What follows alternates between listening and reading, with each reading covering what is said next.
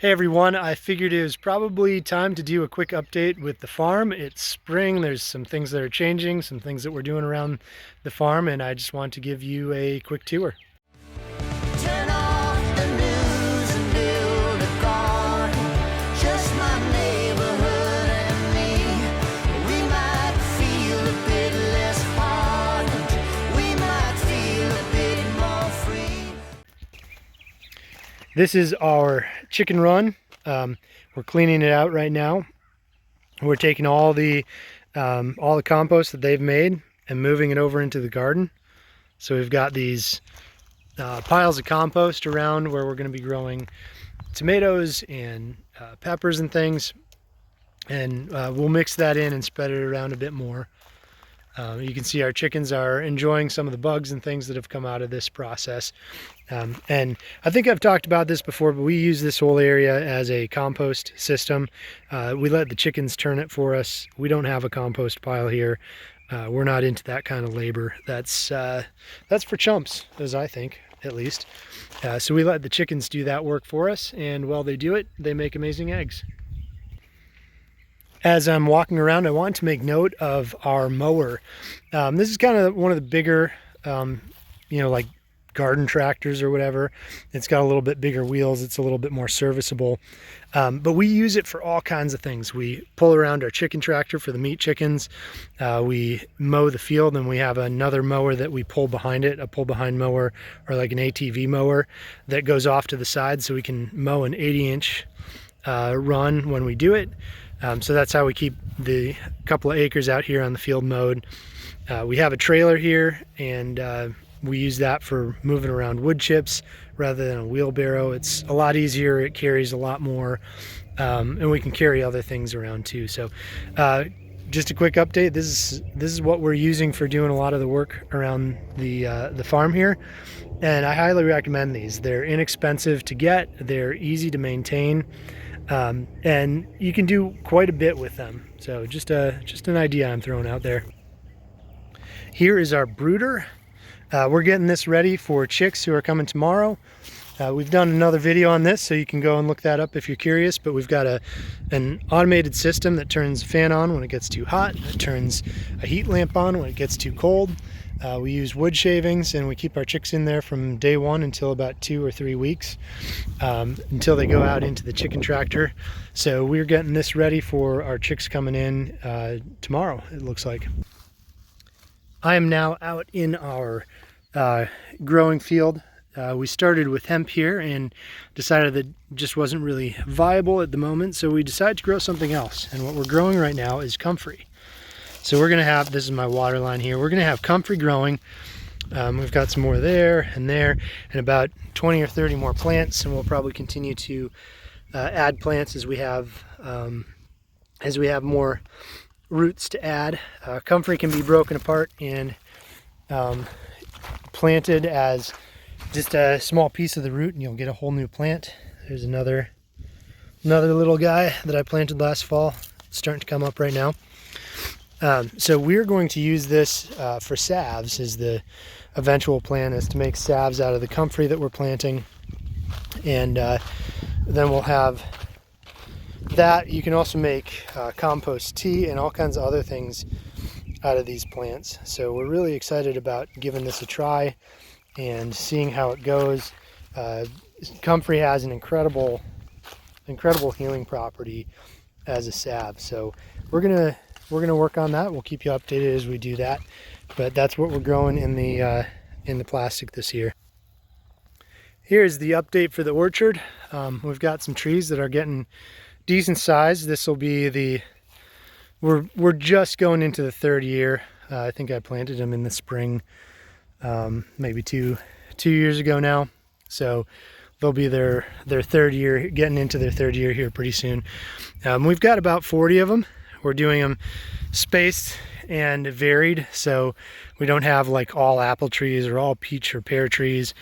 We're spacing them and staggering them. So that's an apple, that's a peach. We'll have a nitrogen fixer right in there. Then we have an apple and a pear, and so we stagger them like that to help reduce the bug pressure, insect pressure, disease issues, and then we're going to put nitrogen fixers between them. I'll probably do something like sea berries or other things eventually that are really close to them. And the goal here is I want to start on one row and start doing dense plantings of things like blueberries and blackberries and other and sea berries and nitrogen fixing plants, which sea berries are, or other plants in this space along this first row, but starting doing it really dense for a little area and continuing that, as opposed to trying to figure out how to get plants for the entire orchard, because we've got between 40 and 45 trees, I think, somewhere in there in the orchard right now. And the amount of space we'd have to take up with those kinds of plants, or to pay for all the plants and get them planted and all the work and things, would be so tremendous that it makes a lot more sense to me to, since we have the orchard, just start on one row, get it exactly where we want it, plant the plants we want, and then go from there. So that's the update on our orchard. There's some, as you can see with this pear tree, it needs some pruning. It also needs those branches weighted down or pulled down so that they're going out instead of straight up. And our water system is still disabled. That's going to be a little while before we get water in it, just because we still have freezing days ahead. Here is another addition. This is a Dunstan chestnut. And no, we did not pay that price for it, which is why we have it. I got a few of those at clearance price, but they're in really good shape. And we just overwintered them, and now we've planted them in the spring. Chestnuts really like well-drained, loamy or sandy soil, and that is not what we have. So this is a little bit of an experiment, but being a Dunstan chestnut, so there's a spelling, Dunstan chestnut. They are largely American chestnut with a small amount of cross-pollination for Chinese chestnuts, which means they're blight resistant. They're chestnut blight resistant, but they get really big.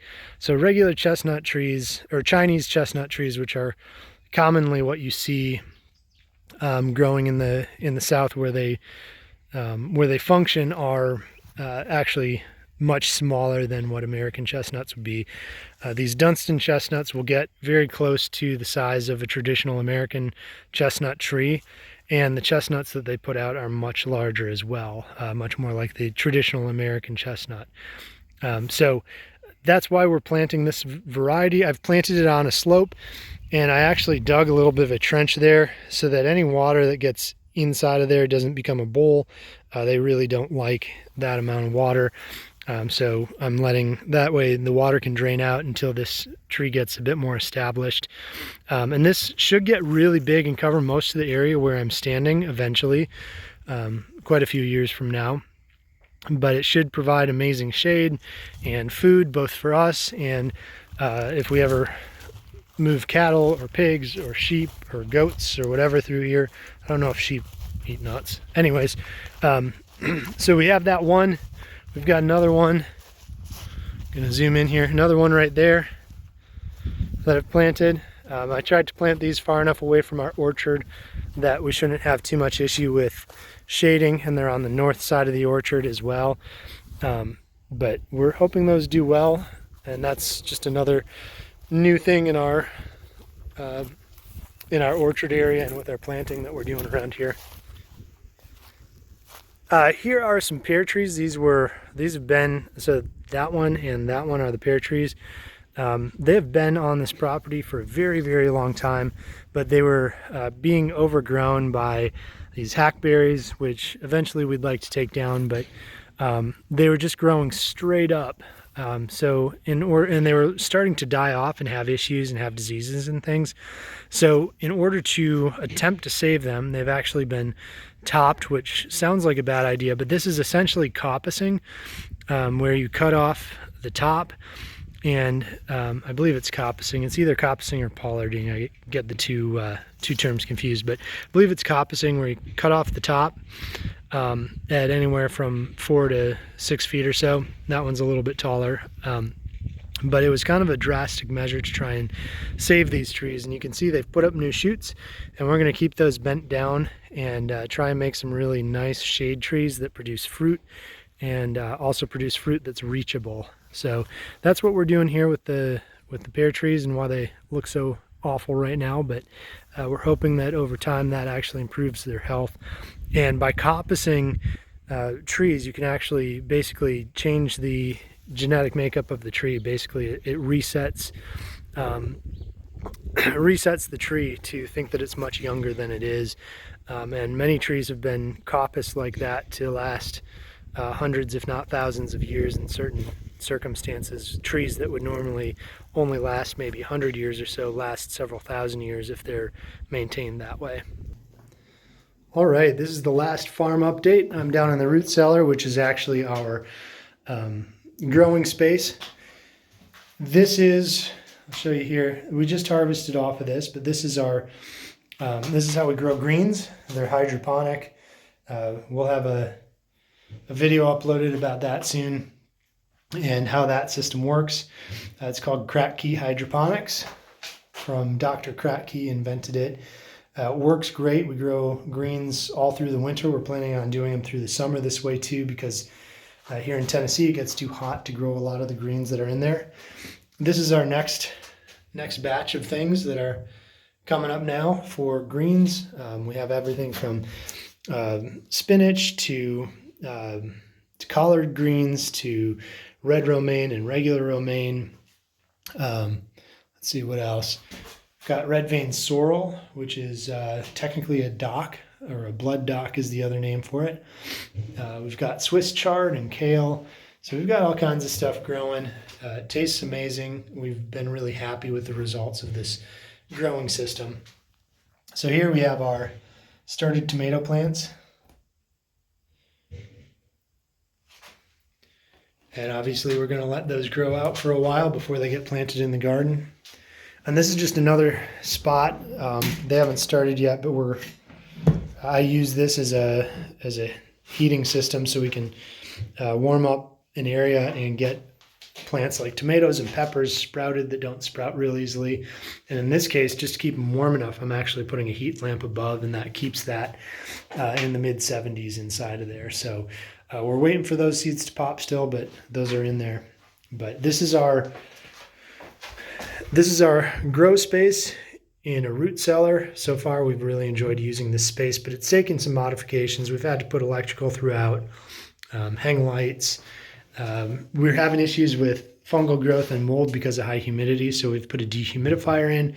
And we also were getting a lot of water in from outside, and it would actually fill up to like a foot high in here. So what I've done is I actually cut out some of the cement, and that's a submersible pump with a hose hooked up to it, so we can one, water that comes out of the dehumidifier and gets pumped out, and then two, any water that comes in from heavy rain events that seeps in the walls and fills up here can be pumped out, because that pump's lower than the floor. So those are our updates. That is about everything we have to update you on here. I hope you enjoyed the quick tour of all our updates. And leave comments. Let us know what you think about some of the things that we're working on. If you think they're a good idea, if you think they're a bad idea, I'd love to hear about it. Thanks.